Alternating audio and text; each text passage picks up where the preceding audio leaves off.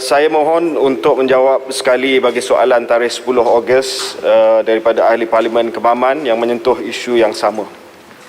Untuk makluman yang berhormat, Kerajaan Negeri Pahang telah meluluskan pewujudan tapak pelupusan sisa industri berjadual pelbagai kategori seluas 202.35 hektar di Bukit Ketam, Mukim, Kuala Kuantan, dan pada masa ini kerajaan negeri sedang memproses pewartaan secara rasmi kawasan ini sebagai tapak pelupusan industri.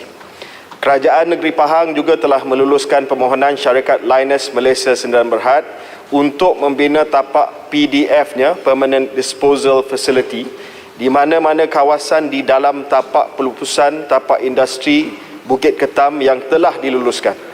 Untuk makluman yang berhormat, Lembaga Pelesenan Tenaga Atom AELB dalam mesyuaratnya pada 28 Julai 2020 telah meluluskan cadangan tapak tersebut tertakluk kepada kelulusan kajian Radiological Impact Assessment RIA, Environmental Impact Assessment EIA dengan izin, dan lain-lain keperluan pihak berkuasa tempatan yang berkaitan.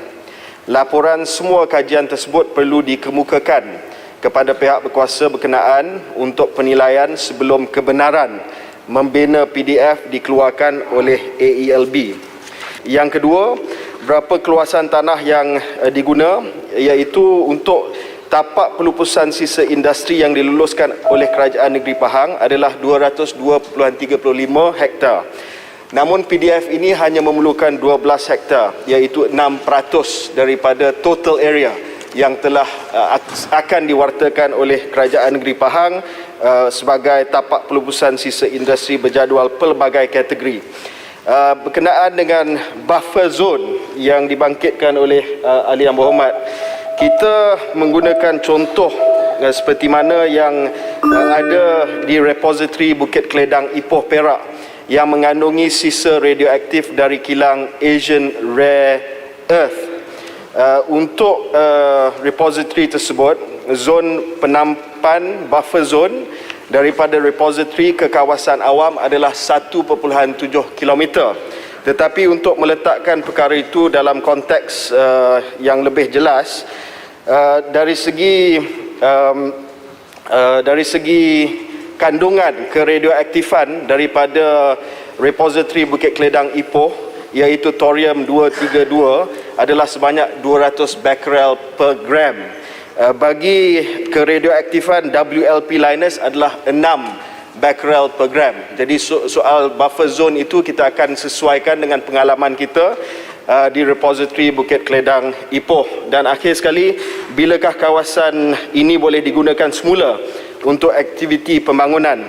Konteks yang saya sebut merujuk sekali lagi adalah kawalan institusi repository Bukit Keledang Ipoh untuk Asian Rare Earth.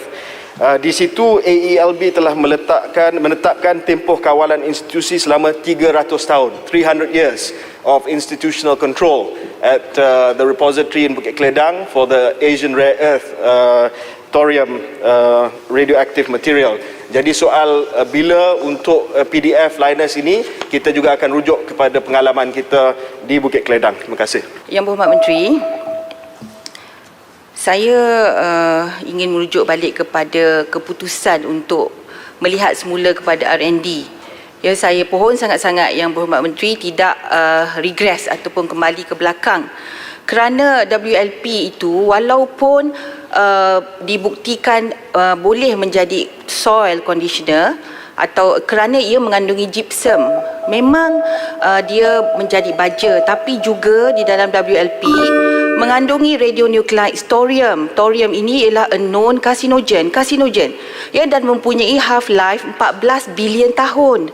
Kalau maksudnya sehingga kiamat, kalau dia masuk ke dalam kita punya food chain, ia merupakan satu perkara yang amat bahaya kepada kita semua yang akan memakan hasil daripada ladang ya, ataupun tanaman-tanaman yang di mana kondisi itu digunakan. Sebab itulah keputusan kerajaan terdahulu untuk menghentikan R&D R&D dan penggunaan kondisol ke atas tanaman-tanaman. Soalan saya, Bukit Ketam itu, Tuan Yang Ditua, Bukit Ketam itu ialah watershed, tempat tadahan air di mana di bawah itu ialah Bukit Goh dan terus turun ke loji rawatan air di Kobat di Kuantan.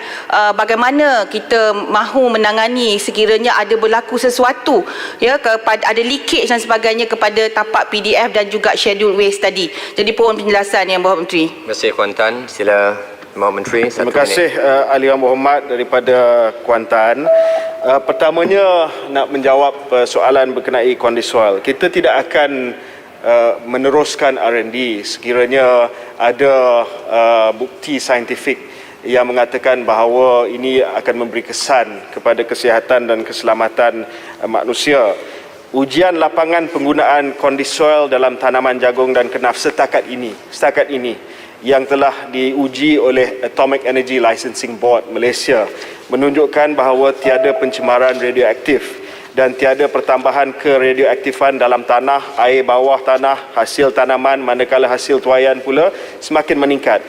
Ulasan Jabatan Pertanian berdasarkan kepada analisis kandungan logam berat bagi kondisol ini adalah di bawah paras yang dibenarkan. Maka Jabatan Pertanian tiada halangan terhadap penggunaan kondisol ke atas tanaman. Namun saya serius untuk menjaga keselamatan dan juga kesihatan rakyat kita. Ya, sebarang keputusan mestilah kita buat berdasarkan kepada kajian sains. Saya minta izin sedikit masa lagi Yang Dipertua ini berkenaan dengan kawasan tadahan air. Ya, memang ada kajian yang kita telah buat telah menunjukkan bahawa ada alur air yang mengalir ke Sungai Ara dan seterusnya ke Sungai Kuantan di mana ada kawasan pengambilan air di empangan Kobat ya.